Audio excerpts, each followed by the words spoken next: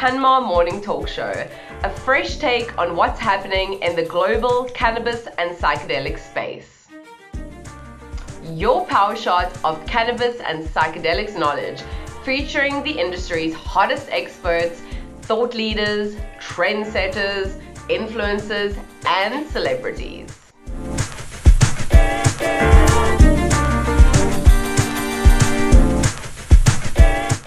I'm your host, Melissa. Join me and our esteemed guest as we reflect on the current and future climate of the global cannabis and psychedelics industry.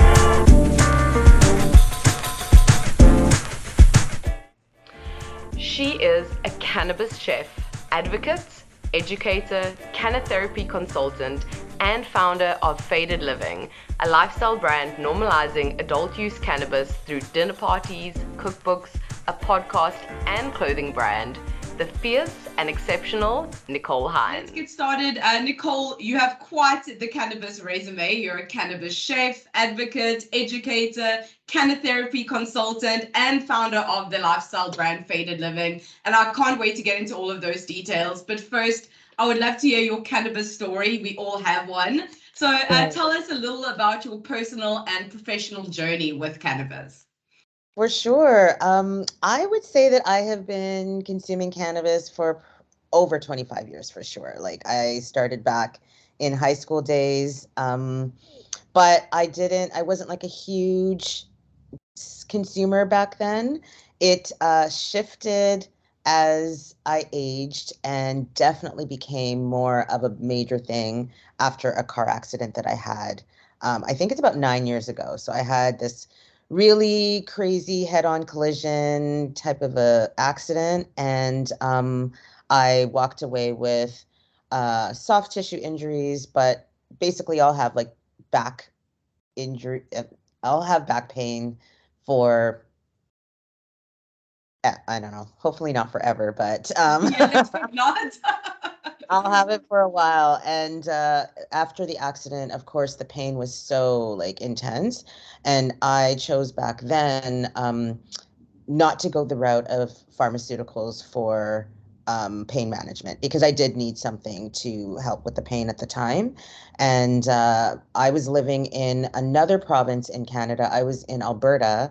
And back then, Alberta had it was kind of like a clinic called Natural Health Services, where they actually had a physician on board, and you could book appointments to see this physician who would give you what they called at the time a recommendation or prescription for medical cannabis. So in Canada, I mean, medical cannabis has been around for decades now. I think it came into effect about 2000, 2002, I think, around there.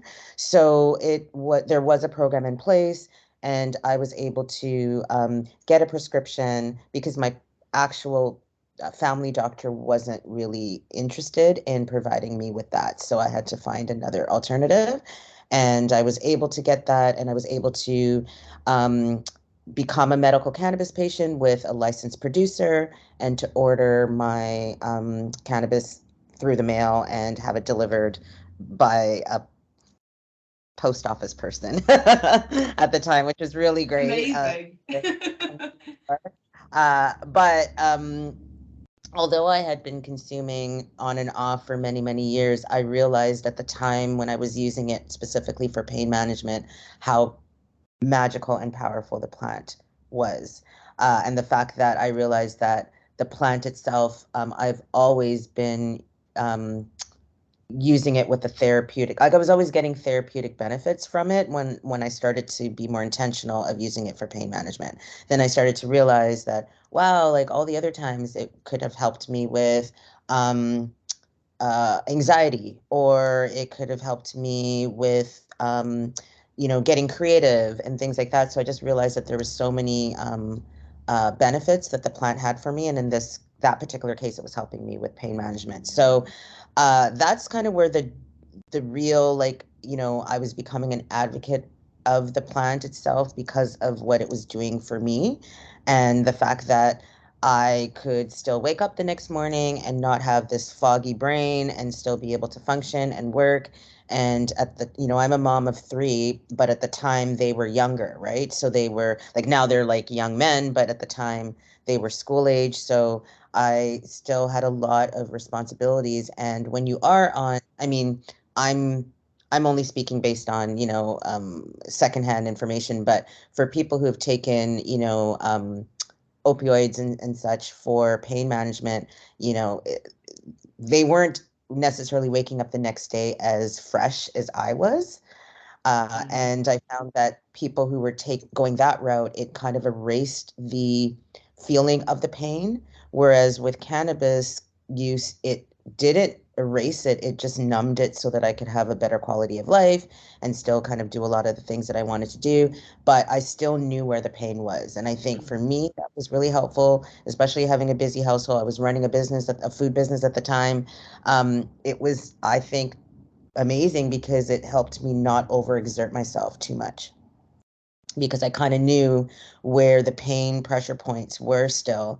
Whereas I think when it completely masks it and makes it disappear, you kind of think you're invincible, and you sometimes overextend yourself and re-injure yourself, or so That's a that's great point, and I think that's something that people don't really think about because, if you can't, if you don't know where the pain is, oh, well, I can do these things that maybe I shouldn't be doing with this kind of injury. So that's a very, very good point. Absolutely. And then the second thing that I loved about the plant itself, like my personal preference of consuming is smoking. I like it just for many reasons. It helps me not just to deal, like one of the main reasons is, you kind of get the relief pretty quickly than when you are consuming it orally, right? Just because of how it's processed in the body. So I personally like to smoke, but I also love eating it because there's so many situations that we are in that we don't have the ability to smoke, right? Like I don't have the ability to smoke in the apartment that I rent, right? Inside. So edibles and cooking with it is great because that it's not going against anything, right? So I have the ability to consume it in so many different ways, and I think that that's pretty exciting. So that's one of the other things that I loved about it, is that it was I call it the cauliflower of the plants, because you can do so many things. I love with that. I love that. I'm going to steal that. right? You know what you've done to cauliflower. Cauliflower is wings, it's pizza crust, it's all sorts of things now, right? So I feel like cannabis is pretty much that way. So I love the fact that I can drink it, juice it, smoke it, vape it, dab it, etc. Right? So I just love how amazing that. Versatile it is. Yeah, absolutely. Absolutely. And so in 2020, middle of the pandemic, right, you founded Faded Living, a lifestyle brand, normalizing this adult cannabis use through dinner parties, cookbooks. You have a podcast, a clothing brand. Tell us a little bit more about the brand and, what you've been up to with Faded Living since its inception. Yeah, so 2020, I decided to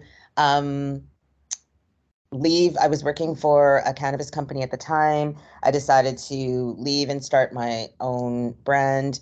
And essentially, I had been doing infused dinner parties. I was collaborating with other cannabis folk to do dinner parties, as well as I launched out on my own to do a series called Faded Feast.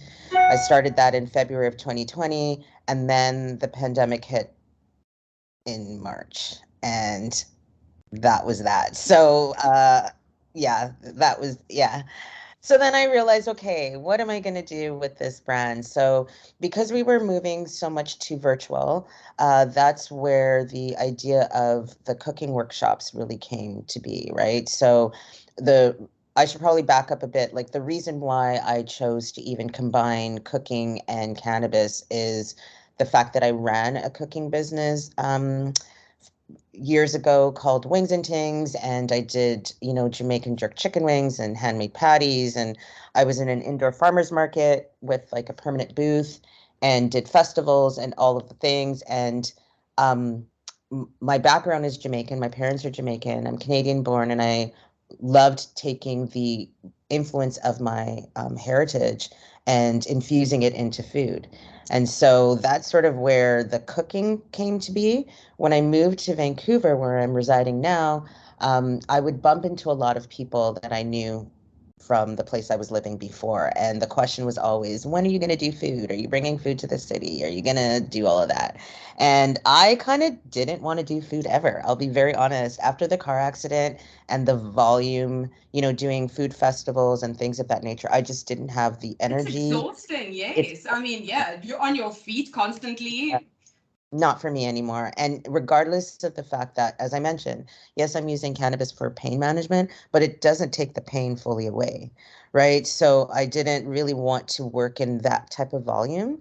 But I did want to get into the cannabis space because when I started my journey uh, with the plant more on a therapeutic mind frame, that was around the time that legalization was going to be happening. Like the talk was in, there was a lot of talk. There was a lot of talk, and I noticed that the big players that were really starting to surface were cis white males, and that's kind of what the saturation of the industry was looking at the beginning, right? And so for me, I was like, well, like I need to play a role in this industry where, because, even in Canada, many Black and brown people have been disenfranchised because of our own war on drugs here, right? So I wanted to play a role in the industry, and that's one of the reasons why I even moved to the city, because when I moved here, it was before legalization, and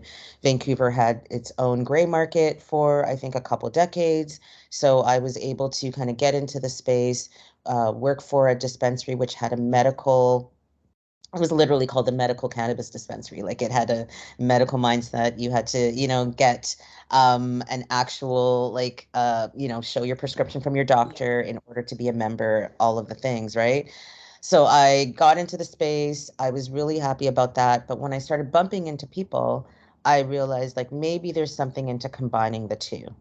And so that's where the cooking and cannabis kind of came to be. And I would do sometimes food at different people's events or appies or things of that nature. And then as I started to research more online and see what else you can do with food is when the dinner parties kind of came to be. So when I started Faded Living, I wanted to have a component of either dinner parties or some kind of cooking component of it. And COVID-19 squashed the dinner parties because Yeah. it was what it was. So that's where the workshops kind of came to be, and I did a lot of those during that time, and then was able to spark pique the interest of other people in the space.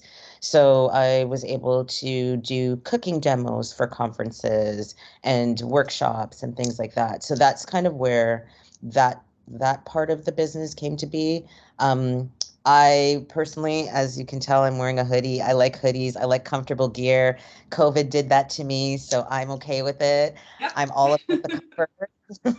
So that's kind of where I was like, oh, if I'm going to start a brand, I want to have like just some hoodies and some t-shirts and stuff that I could add to the line. And also because the whole concept of my brand is to normalize the use of not only this plant, but other plants that have so many amazing benefits to them. That's where I thought that with the clothing, what it does is it helps to spark up a conversation. If somebody sees a sweater that says Faded Living, they're going to ask what that means. And then I can talk about the fact that the word faded is a term that's used a lot by some people when they have lit up and they're feeling a nice chill type of way.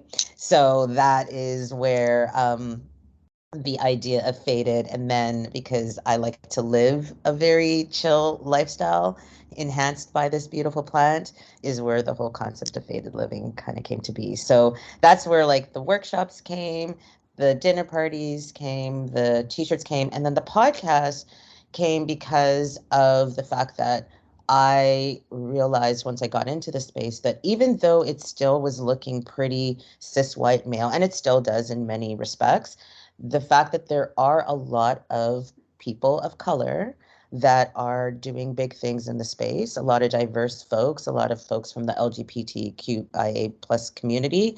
And I wanted to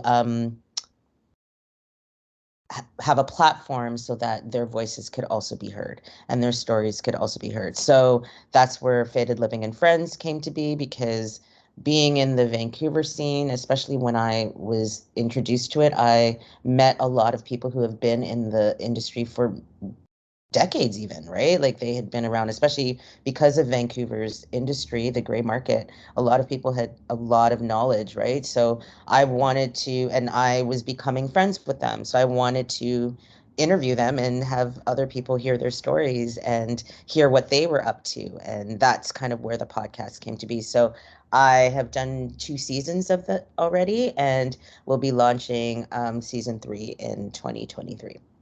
That's awesome. I love that. And I think that's really a huge part of it, right? Is starting those conversations and letting those voices be heard. And that's really a good segue to talk about, you are a founding member of Louder Together. You also sit on the advisory council for Afro-Canada Bud Sisters.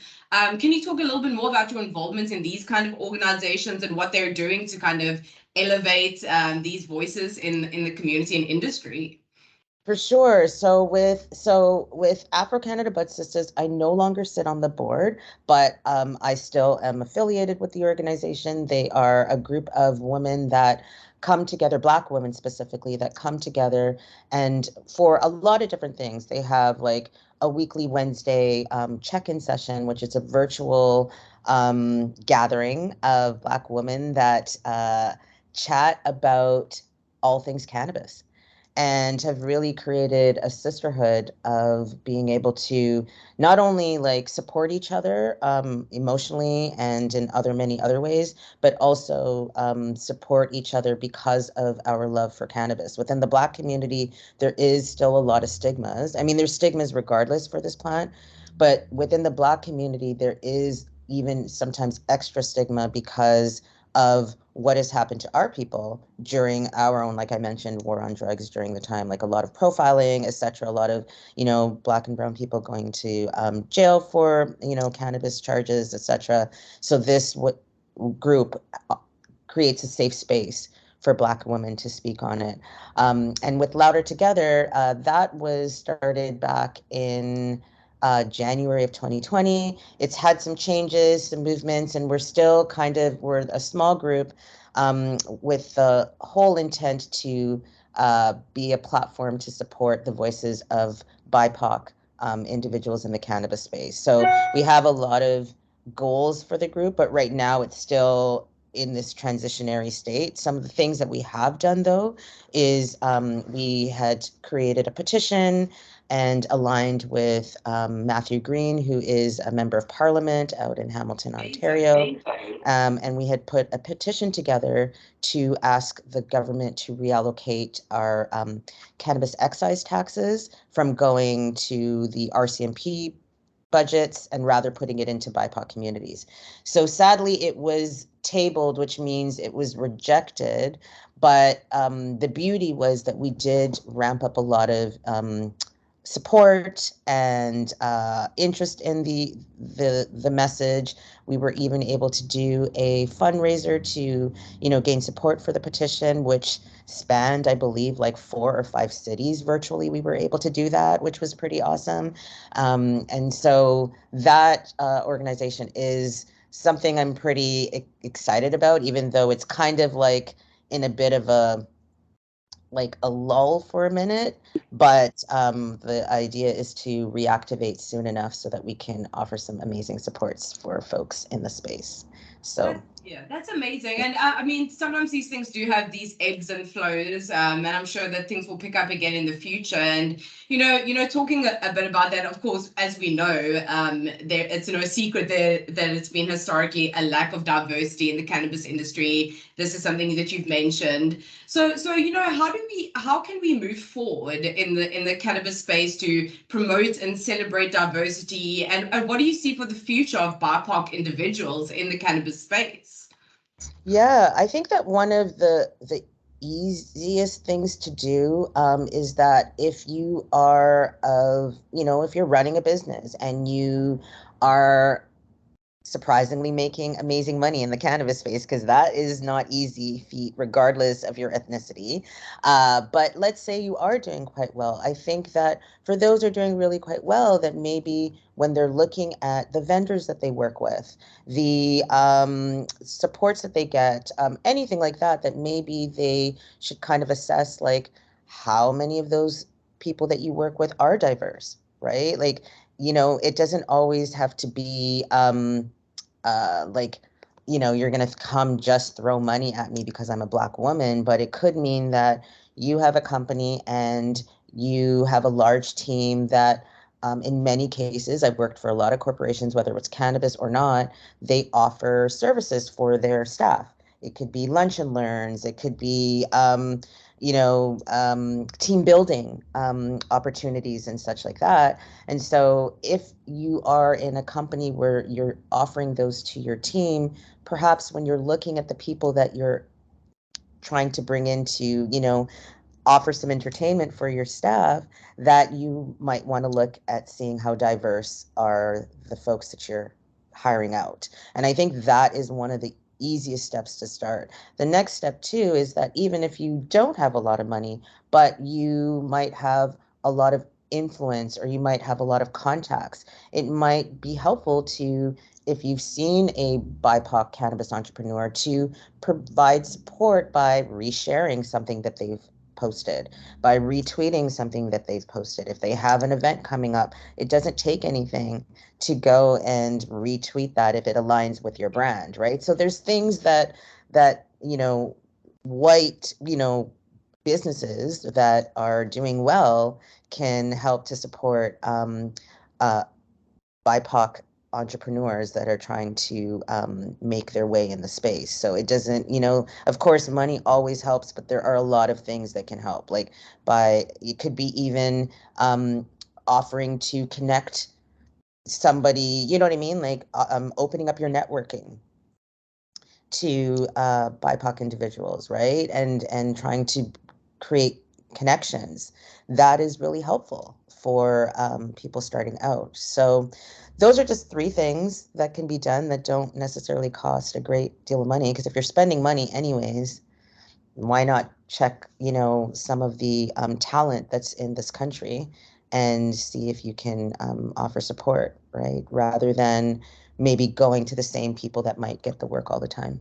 Exactly, yes. And I think it's about having that self-awareness to recognize that and then to make that effort to really engage with these creators and business people who are doing such amazing things. And that's how it's a snowball effect. That's how we get the ball rolling, right? Exactly. And one last thing I do want to also offer too is collaborations.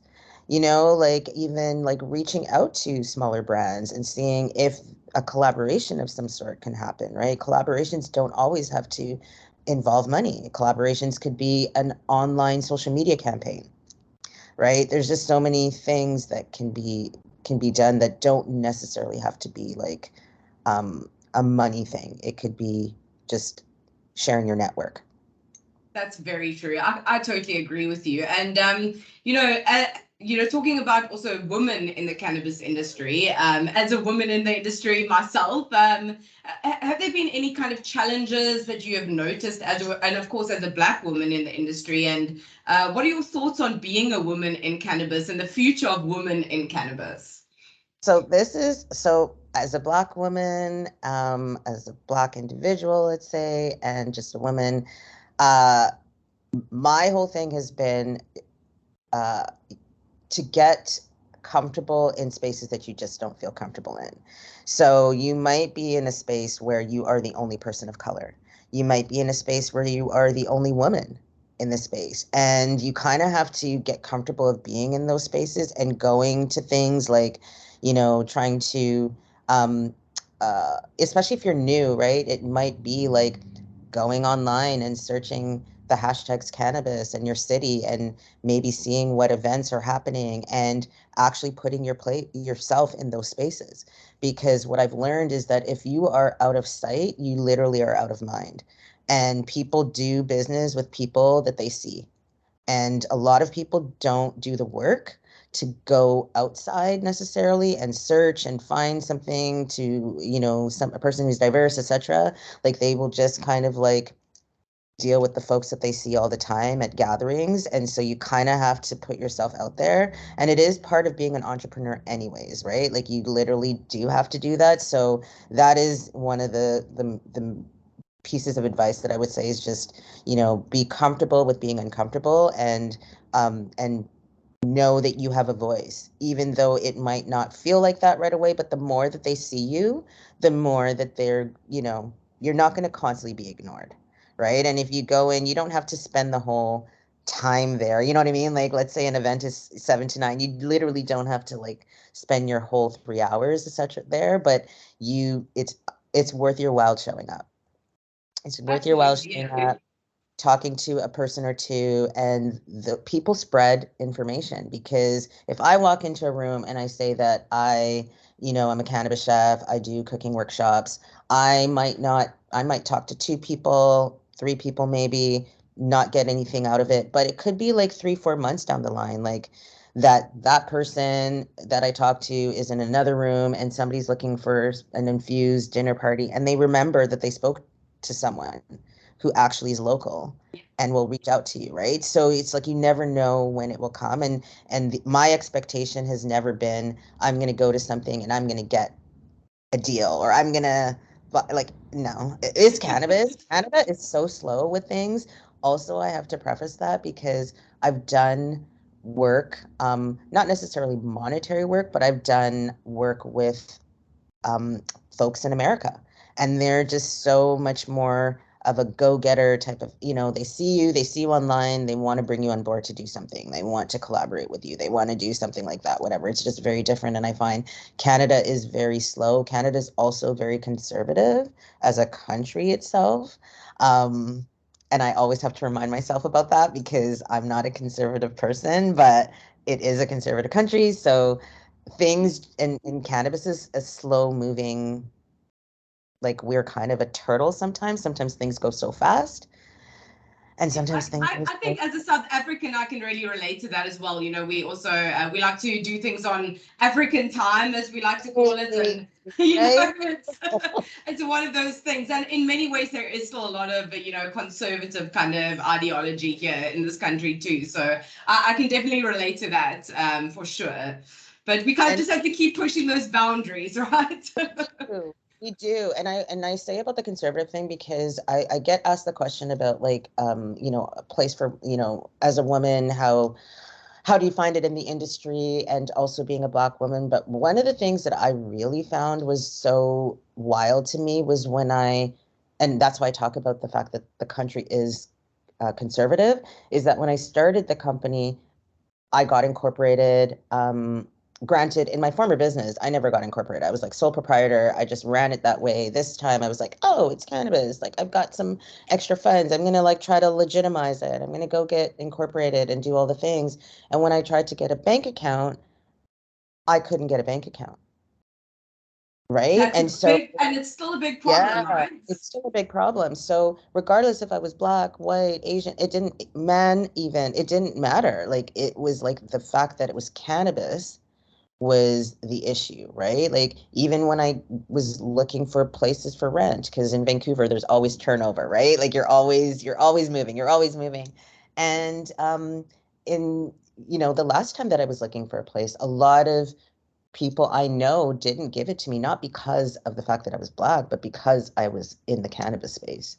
And there is still a stigma around that. So I always have to preface that, yes, it's a legal country, and it's getting better, obviously. Like now I do have a bank account. A lot of credit unions can be your friend. Don't sleep on the credit unions, reach out to them, because that's the route that I was able to go, and that was really helpful. But I always have to remind people that it's not as easy as opening up a florist shop and thinking that you got incorporated and you're just going to go do everything XYZ. It's not really like, even to get insurance and things like that, it's very difficult to get those things. So absolutely. And I think that's really great advice, for people who want to, because people see the cannabis industry as this exciting space, and it is, and things are moving, things are constantly changing, but there are a lot of speed bumps along the way that we have to take into consideration. So, over and above, the advice you've already given, which is amazing. Do you have any other advice that you would give to people who want to start out in the space, entrepreneurs who would like to become cannabipreneurs, any other advice? Build resilience. That's number one. Build resilience. Know that this is a slow moving process. Know that some people can accelerate in the industry and you might not.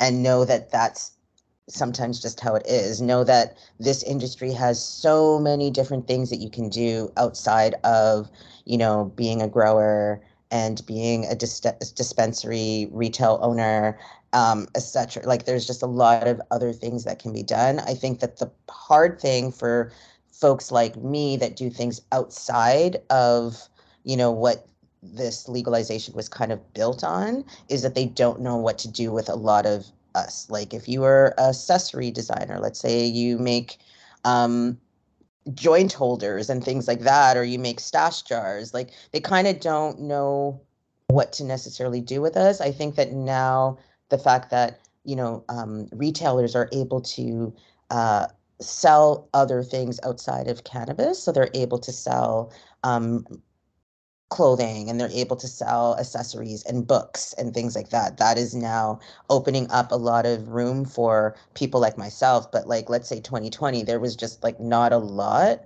So I had to fund myself for a really long time. And the next advice is, like, don't be afraid to work. Don't be afraid to, like, work a job while you're building this, right? Like, I've worked, not worked, through the process of faded living, right? Because the reality is, like, the cost of living is a crisis globally. It is not a Canadian story, okay?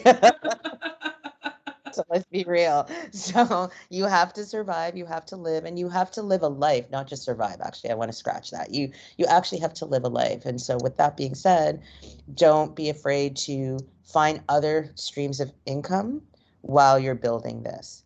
And the next thing is, honestly, get out there and go to as many events and socials and connect with people online and try to collaborate. Collaboration is key, I think.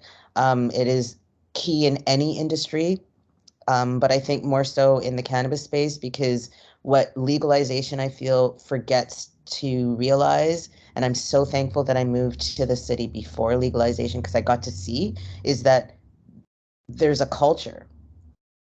It's not just an industry. There is an actual culture of people who gather together because they love the plant and they love sharing the plant. And I think that if you try to find folks in the space or outside of the space, don't forget arts communities. Like, so many folks are lovers of the plant that don't necessarily play in this role, but could also align with what you do, right? So, I mean, I think that collaboration is just one of the, but be resilient.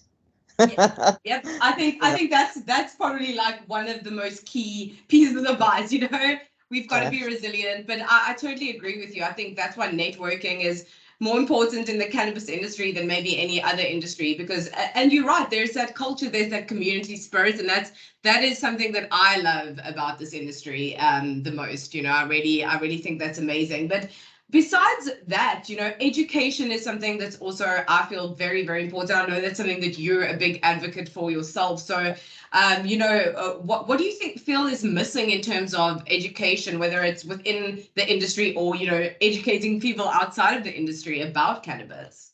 Yeah, so I feel like there has been, since I've got into the space, there's a lot of opportunities for education now, right? I mean, Google is always the first step. I always tell people, I know it's hard to sift through a lot of stuff, but there is a lot of great information that you can find online. And then the more that you dig, the more that you can literally find sometimes things within your own city or country that you can access. So I find that, especially in Canada, there's so, even down to like our post-secondary institutes are now offering cannabis related programs and such. So that Progress. yeah, it is totally, totally progress.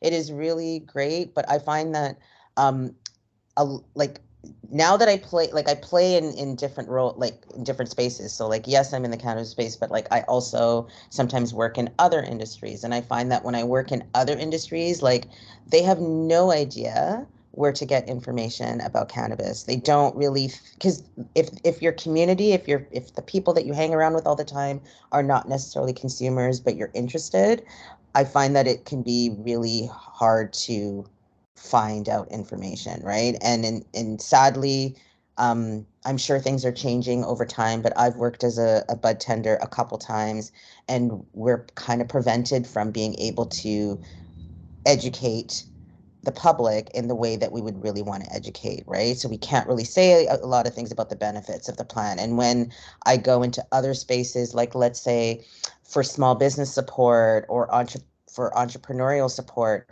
a lot of the advice that I will get is that, you should market it, your dinner party, your workshops, that, these are the benefits of the plant and blah, blah, blah. And I'm like, I can't even talk in that way though.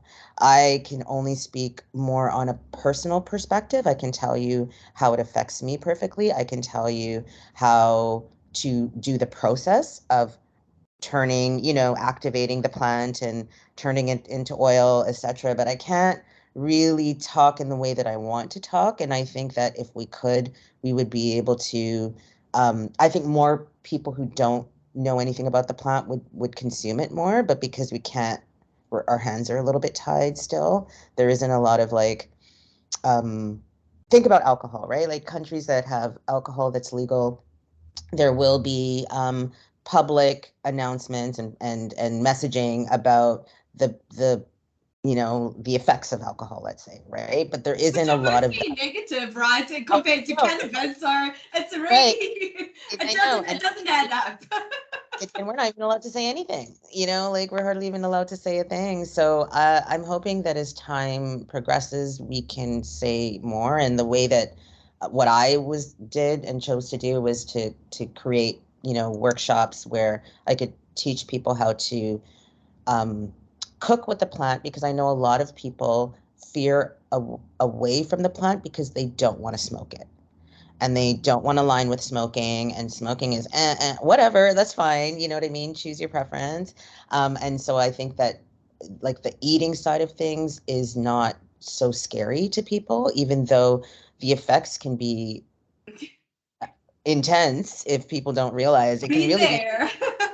really, really be intense, but it's more comfortable to them, right? So I chose to more teach people how to make savory dishes as opposed to sweet dishes, because when people think of eating cannabis, they tend to align with like um, brownies and Brownies, cookies yeah.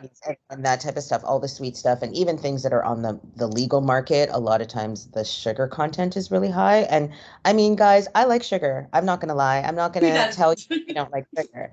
But sometimes it's too much sugar, and I'm trying to show people that you can create an infused dressing that you can have on your salad. You know what I mean? You can create an infused chutney with like apple or pears that uses the natural sugars of the fruit rather than adding extra sugar.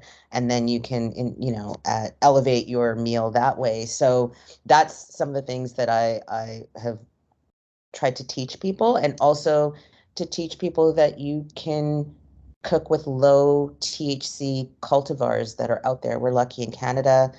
If you're buying in the legal market, it's going to tell you what the percent of THC is on the package. And, I'm able to give people the names of some cultivars that are out there that are low in THC so that they can start working with something low and then build your way up. Because right? some people could have, they get something with a really high THC content and it puts them off because they're thinking, oh, wow, this is not for me. When they say start low, go slow, like it is for real. Like even down to well advanced, experienced consumers, the effects of eating it as opposed to smoking it is two different things. It's processed differently, right? And so because of that, even somebody who's been consuming for decades might be completely affected by eating it. Some people who consume for decades are not affected by eating it at all. You can raise the THC higher and higher and it doesn't affect them. And so in the way that I teach, working with the plant is to remind people that we all have something called the endocannabinoid system, which means that we all operate with the plant differently. Like we literally are all born with it. And for somebody like myself who's been consuming for, some decades now, my level of and being able to interact with the plant is going to be so different than somebody who's never touched it. Yeah, absolutely. So I mean, I'm a big, and I love to smoke. And I think for me also why I love to work with low THC to cook with is because I also like to smoke. So if I'm eating it with low THC and then I'm smoking maybe a higher THC, it's a better balance than going high all the time. And I will do that. Like, I mean, if I want to get litty lit, of course, but I'm talking about like, like a more of a day-to-day faded living. It's more like if I'm eating, it's going to be more on the lower end of things. Absolutely. And as you said, everyone reacts differently to it. But, just talking, as you said, there's obviously differences between eating and smoking. Are there or not more, but different benefits from smoking versus eating? So I would say, just as a person who, and I'm going to speak with my experience, like if I'm consuming for, let's say, pain management, and a lot of times I'm consuming, what I love about the plant is like, you can literally tell it to do whatever you want it to do. Like if I need to write, I don't know, a blurb about something and I have a couple puffs, I will all of a sudden get my creativity flowing and the juices flowing, whatever. Sometimes I'm smoking because I'm feeling a little bit of pain, whatever, right? So I find that if I smoke and I'm feeling a little bit of pain, like I can get a little bit of relief quicker, but it doesn't last as long. So then I will have to continuously sort of smoke. If I were to eat something, it's more of a body feel, like I'm not really getting so head high, so that my body tends to get really relaxed and the pain tends to go away. But the onset could take 30 minutes, it could take an hour, it could take even up to 2 hours, depending on the person, right? So if you're looking for an instant relief, and especially even for new people think like a new person, as long as they're okay with smoking, sometimes that's the best way to start, because you can take a couple puffs and you can feel what the onset's going to feel like right away. Yeah. Whereas if you're brand new and you have, let's say, a gummy or whatever too, and you don't feel anything, and then you take more because you didn't feel anything after 30 minutes or an hour, and then you took another dose, whatever, and then now you're in a comatose state. You're a starfish. You're a starfish. And I think that happens to a lot of people, right? And then, as I said before, it puts people off. They think, oh, well, this is what it's about. I'm scared to do it again. But I will give a tip, because I do give this, and I won't share all the tips because I will be launching a workshop, hopefully an in-person, but definitely a virtual option in the new year. But one of the tips that I always tell people is that there are ways to help alleviate feeling uncomfortable if you're kind of greening out or feeling too high and stuff like that. And one of the things that is quite helpful is CBD.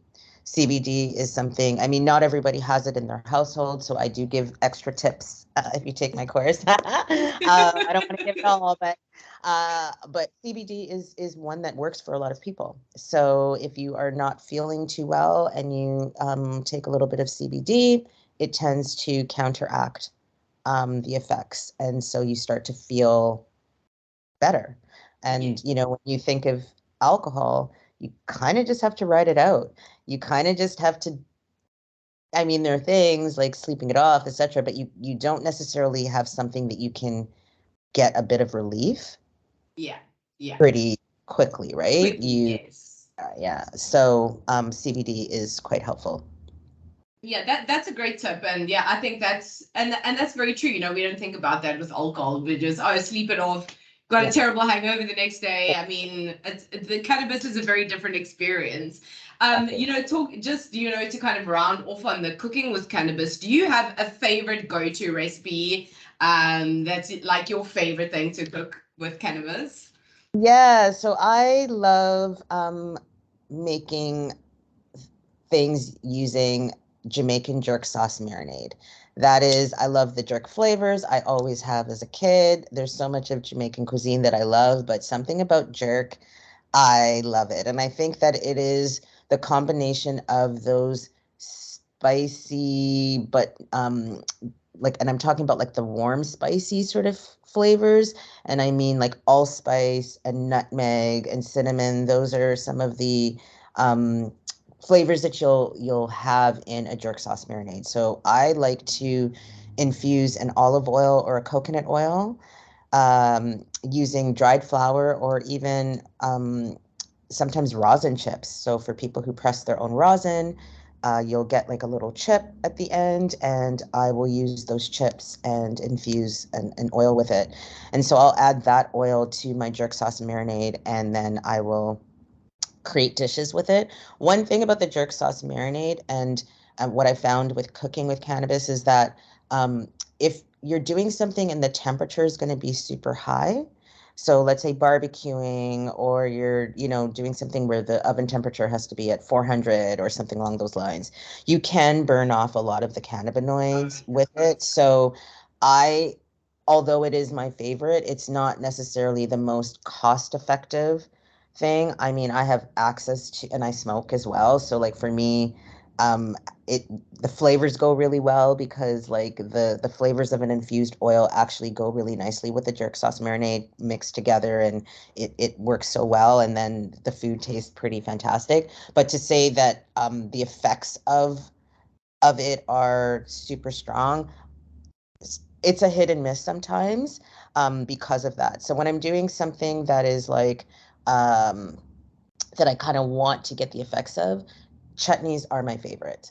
Chutneys are my favorite because when I'm making the chutney, I am actually working on a low heat, the lowest setting for the whole time. And it is literally just your fruit, your spices, like that, sort of the cinnamons, nutmegs, that type of thing, and your infused oil. And basically you're just reducing that to the texture that you like. Sometimes I like a chunky texture. Sometimes I like it to sort of look like an applesauce, kind of more of a pureed kind of texture. And I love this because you can eat it with yogurt and granola in the morning and have a really elevated breakfast. You can eat it with ice cream in the evening and have a really great dessert. You can also eat it with savory dishes. Like if you eat pork and you eat ham, like a roasted ham and some chutney,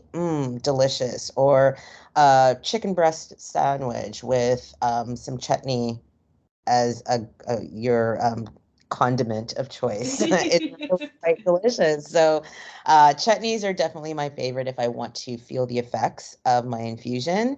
And it's mainly because the process is to make it with a low setting. Otherwise, jerk sauce marinade for the win. Well, thanks, Necole. I'm starving now. Thanks very much. But I definitely, I'm a big spice girl myself, so I think I'm definitely gonna have to try one of these jerk marinades. I'll let you know how it goes. Absolutely, absolutely. But just as we begin to wrap up here, Necole, talking a little bit about the future, you've hinted at some exciting things coming next year. So, what are you so excited about for 2023? What are the plans? What does 2023 have in store for Necole and Faded Living? So one of the things, season 3 will be coming out. I'm just gathering my roster of folks. I do like to, whenever I launch a season, I like to have like 7 to 8 episodes already pre-recorded to kind of like get that flow and energy going, and then I kind of record throughout, so to speak. So that is something that I'm excited to roll out. I believe that I'm going to roll out my first episode sometime in January, and I am working on a cookbook. So I've been working on this cookbook for a minute. I've come up with the recipes that I'd like to feature, but it's going to be a little bit of a different concept. I do want it to be kind of like a coffee table book style. I really want it to be beautiful and pretty, and something that anybody can have in their space, regardless if they're a consumer or an ally. That's kind of something that I want. I think that my hope is that the plant, and I'm sure it will, because look at the way alcohol is, it's so respected. And I mean, hey, I am a... I mean, coffee table books, it's everyone has one. Exactly. And I do consume alcohol. I'm not trying to say it like that, but I would love the plant to be as respected. So I would love to create a beautiful piece that can be in anybody's home. That's stunning. I love that. Let me know when the pre-sales are ready. I will for sure. But that's pretty much where I'm putting a lot of my effort in for at least the next 6 to 8 months is kind of where I'm going with that. Wonderful. That's very exciting, and I can't wait to see what you come up with next, Necole. Anything else you would like to add before we end? Maybe where people can find you, your courses, and everything online. Absolutely. So my website is fadedliving.com. I am hopefully revamping it within the next few months, but you can still access that site to, and that's where you'll see when the January workshop will be available. And also I will be putting tips on, or sneak peeks and such about the book as more developments come my way. And then you'll also be able to get information on the podcast as well. And then any areas that I've, been around in town and stuff I like to put up there. And you can find me on the social media spaces, which are sometimes challenging to work with, but I am at Faded Living on almost every social media platform. Amazing. Yeah, and shameless CanMar plug here. We do have our own app that is free from any kind of shadow banning. Come and share your content. Please. I mean, that's what we need, right, in this industry. And again, it's all about that community and bringing people together.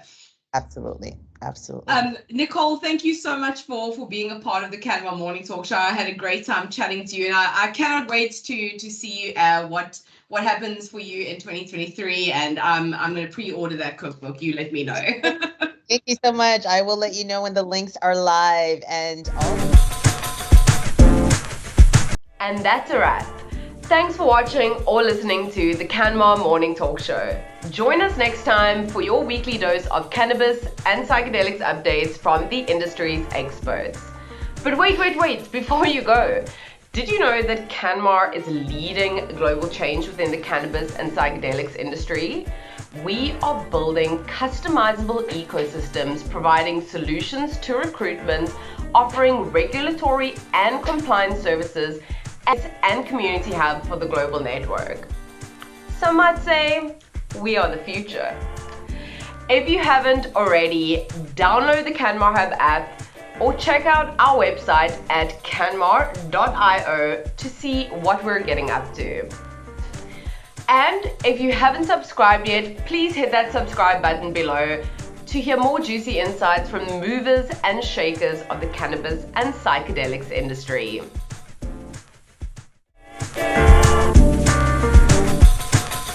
Until next time, stay dope.